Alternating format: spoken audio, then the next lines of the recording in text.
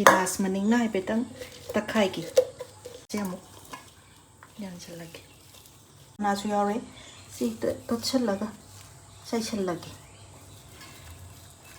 खजिंग Sissu साइसलगे ngasi usoi kangsu lere ida dum hadigom so hapobu yare broccoli ga zengum ga ngauba mathel leijere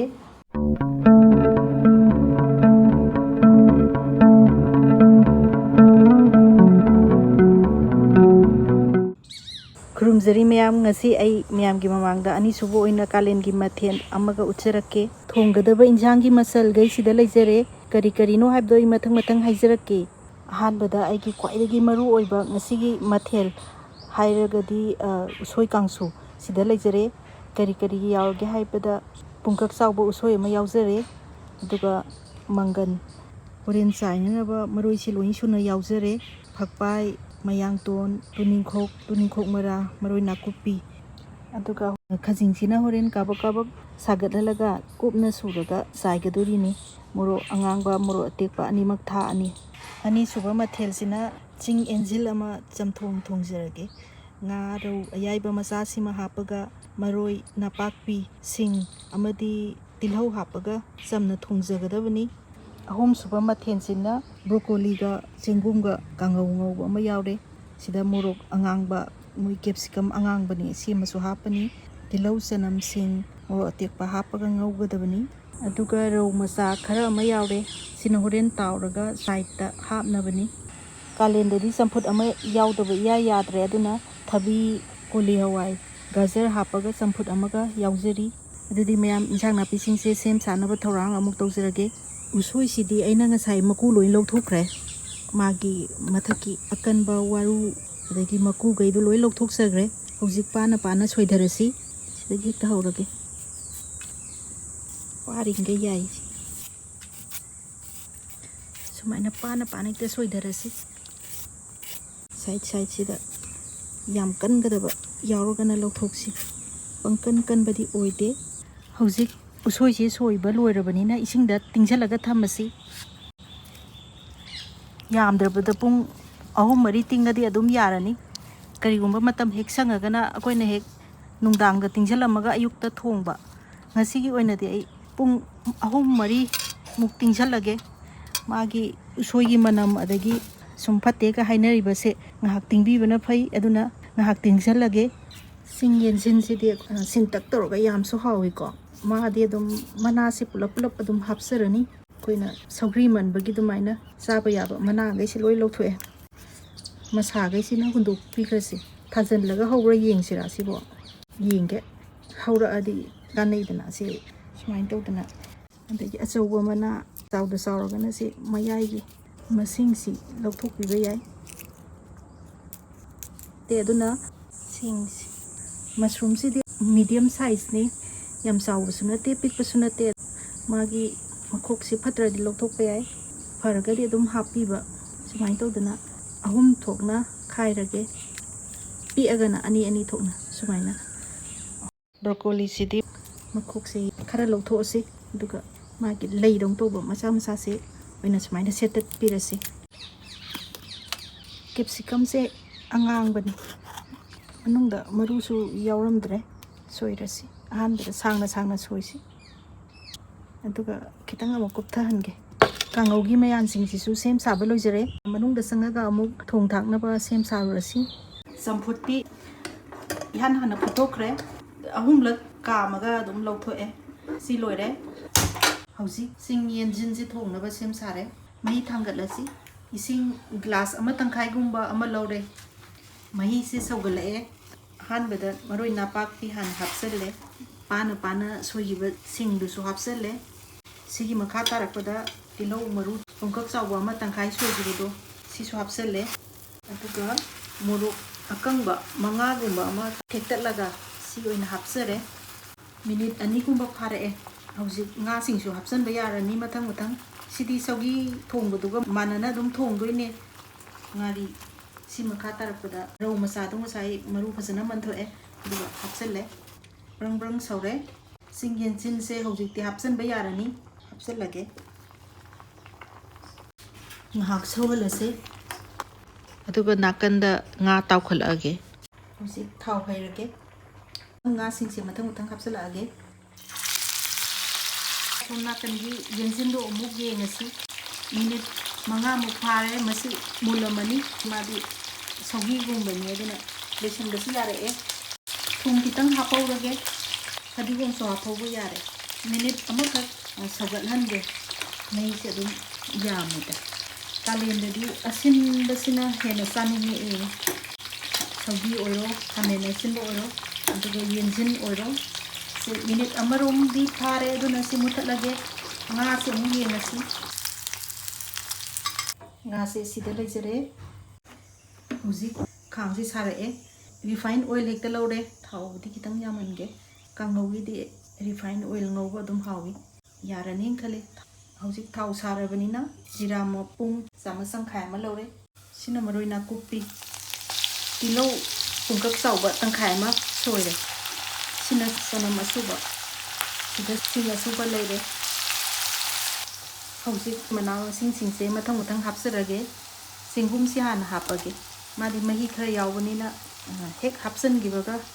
mahi tholakani si hana ngakta ngause minute ani gumba mai sina hojik medium flame da thamge makhum khumjange hojik minute ani gumba phare kamai tawge do onta yinde broccoli aragi morok siga hapsal lage maru marang se edi ko na ngakta mera hapana phayena khale yam kagale ba powder ni na makhum khumjange minute manga gumba ngaurage medium flame da si amuk yengasi minute manga di phare sidi yam thona mungan jani aduna yam kuina henjanna ngaubasu haute aduna yengsi si mathang tarakpada jira makup se chamas tangkhai ma hapsare aduga chanraba thum hapawage loisan bayara ani mullabani masi am kuina ngongbala so haumna te makha tarakpada ngasai di capsicum angang base hapa yare minute ani muk sure hojik thadikom hapsen charage aduga loisan lagi singa tek samana othat laga mai kumuthat chare singla sama thangalasi nasai gi usoi tingjan gi bodo mahi singdo si thoe aduga cham thoe bajana amuk sidai sida phutla age si ai hawai du leire hawai mangal morok ti ai asang baga angang baga ani mak sizin naga dauri nipan mapan ma hape sisu tarama the train thoi mukti suramgani ngasai gi tingi ba usoi duni si hapsan jarage yam no uzani usoi se kumsi gi ahan bani yam haudo mali sem kan da khangi no raga ko usoi ngari pis tara gumba ma hape mari raktang kaman se duga muthat lagi khajing sing haktang ren si khon da su matam da krem krem launa ba duga subda su ek toina ba tawa da ngaktang thangkale aduga hojiki tawa do sari ngai sida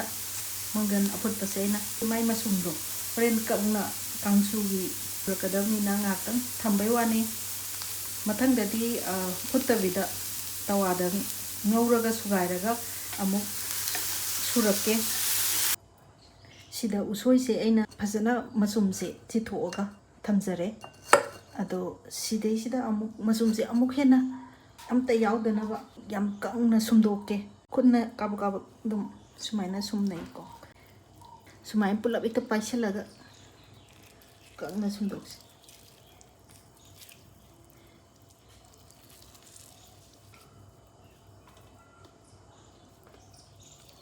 masum se sumaina sumdok kita di horen kangsu surakanda masum se yaudana pra pra lauraga ong ta doini mai se phaniam yam di tholakpa jani mai se sumdom da ta di kangsu ko ya roidam ni Eromba in ola daban chanaba yengaga thum hape morok maku singse loktokke methok se sumaina asang bagi su sumai dara methok ngari se hapage morok se thum se ga noisan birase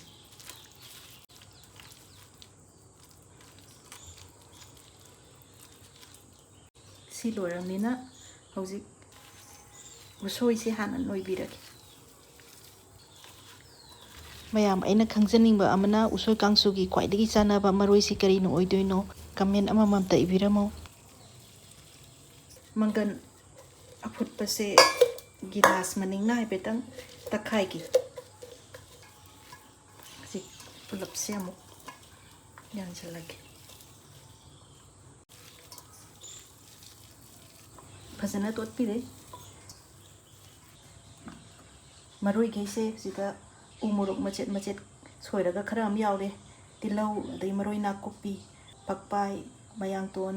duga Toningkhok mara mana su yaure si tot challaga sai challage maina sai challage khajing si su sai challage ngasi usoi kangsu laire hauji injang thongba loi loirabanina plate sem sanaba amu thorang tawjarage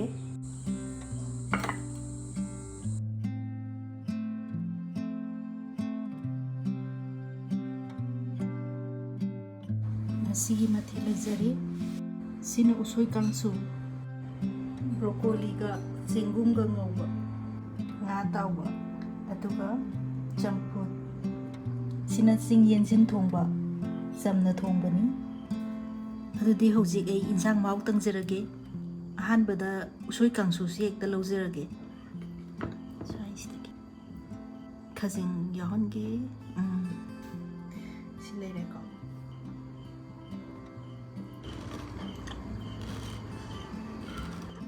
yam hawe usoi se naubagira kaino ahanba sabagira yam hawre mathangda broccoli ga chingum ga ngobu se si amta tangjarke si hawto male mushroom se yahonge sida laijare sina mushroom gi mon laurga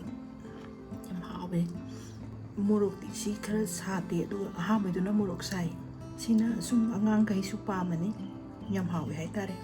ngasi matang sida loisinjarage aigi channel bu ahan bo oina yengbiriba singna support pibiba oina subscribe tawbiyo haijari aduga mayamna like comment amadi share tawbusu kawbiranu adudi mathang video da amuk unarasi ngasi gi oina di bye